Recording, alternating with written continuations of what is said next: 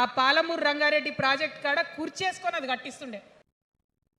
రాష్ట్రంలో ప్రస్తుతం నయా హిట్లర్ కర్కోటకుడి పాలన నడుస్తుందని సీఎం రేవంత్ రెడ్డిని ఉద్దేశించి తెలంగాణ రాష్ట్ర సేన చీఫ్ కల్వకుంట్ల కవిత ధ్వజమెత్తారు. మునీరాబాద్లో జరిగిన భారీ బహిరంగ సభలో ఆమె ప్రసంగిస్తూ కాంగ్రెస్, బీఆర్ఎస్, బీజేపీలపై తీవ్రస్థాయి విమర్శలు గుప్పించారు. ఎన్నికల హామీలను అమలు చేయడంలో కాంగ్రెస్ విఫలమైందని, అటు బీఆర్ఎస్ అవినీతికి నిలయంగా మారిందని ఆమె ఆరోపించారు. సీఎం పరిపాలనలో ఉన్నాం, ఖచ్చితంగా కొట్లాడాల్సిందే. మనం ఏదైతే గురుకులాలు ఉన్నాయో వాటిలో విషం పెట్టి పిల్లల్ని చంపుతా ఉన్నారు. అయినా సరే విద్యాశాఖ మంత్రిగా ఉన్న సీఎం మాట్లాడతలేడు. అందుకే కర్కోటకుడు అంటా ఉన్నాం, అందుకే హిట్లర్ అంటా ఉన్నాం. కర్ల రాజేష్ అనేటటువంటి దళిత యువకుడు కస్టడీలో చచ్చిపోతే ఇప్పటి వరకు కూడా దానికి బాధ్యులైన పోలీసులను ఏం చర్యలు తీసుకోలేదు వాళ్ళ మీద. అందుకే కర్కోటకుడు అంటా ఉన్నాం, అందుకే హిట్లర్ అంటా ఉన్నాం. పిడికిలి బిగించి ఇప్పుడున్నటువంటి రాక్షస కాంగ్రెస్ పైన ఖచ్చితంగా కొట్లాడతాం, అందరికన్నా ఎక్కువ కొట్లాడతాం. ఇప్పుడు మనమే ప్రధాన ప్రతిపక్షం అవుతాం, 2 ఏళ్ల తర్వాత మనమే అధికార పక్షం అవుతాం. ఖచ్చితంగా అధికారంలోకి వస్తాం. ఎందుకోసం వస్తాం అంటే నేను ఒక మాట చెప్పాలి. అందరినీ మనం మాటలు అంటున్నాం కదా, we are opposing everybody, we are criticising everybody, but what is the solution? Don't oppose without propose అని కాన్షీరామ్ గారు చెప్పారు, నేను చెప్పలే. Don't oppose without proposal. So నేను కొన్ని ప్రపోజల్స్ తెలంగాణ ప్రజల ముందు పెట్టాలనుకుంటున్నా. ఇప్పుడైనటువంటి సీఎం పరిపాలనలో ఉన్నాం, ఖచ్చితంగా కొట్లాడాలి. కురుక్షేత్ర యుద్ధానికి ముందు శ్రీకృష్ణుడు పాంచజన్యం పూరించినట్లుగా తాను కూడా 5 ప్రధాన అంశాలతో కూడిన పాంచజన్యం మేనిఫెస్టోను కల్వకుంట్ల కవిత ప్రకటించారు. ప్రతి ఒక్కరికి ఉచిత విద్య, ప్రైవేట్ పాఠశాలలో కూడా ఉచిత విద్యను అందిస్తామని హామీ ఇచ్చారు. ఏ రోగానికైనా, ఏ ఆసుపత్రికి వెళ్లినా పూర్తి ఉచితంగా వైద్యం అందేలా చూస్తామన్నారు. రైతే రాజు నినాదాన్ని నిజం చేస్తూ వ్యవసాయానికి పెద్దపీట వేస్తామన్నారు. తమ పార్టీ అధికారంలోకి వచ్చిన ఏడాదిలోనే 4 లక్షల ప్రభుత్వ ఉద్యోగాలను భర్తీ చేస్తామని ప్రకటించారు. ఎస్సీ, ఎస్టీ, బీసీ, మైనారిటీలకు సమన్యాయం చేస్తామని స్పష్టం చేశారు.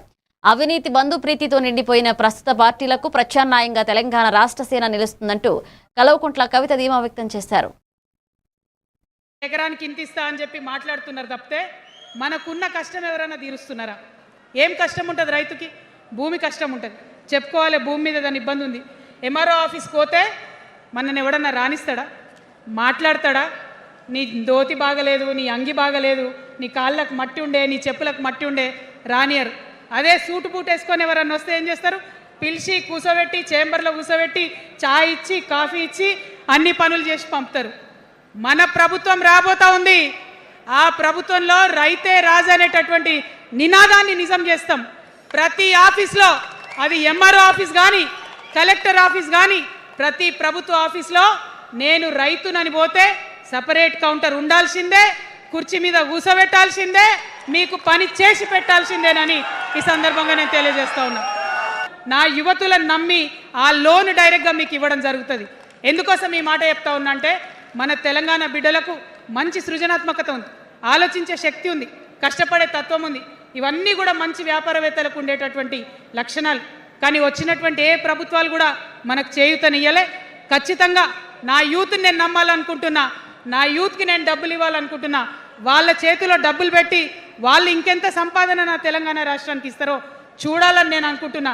యూత్ ఎంపవర్మెంట్ గ్రూప్స్ తయారు చేస్తాం. 2 lakhs to 20 crores వరకు డైరెక్ట్గా గవర్నమెంటే ఉండి మీకు లోన్స్ ఇస్తాం. మరి ఉద్యోగం చేయాలనుకునే యూత్ ఉంటే నేను ఒక శుభవార్త చెప్తా ఉన్నా.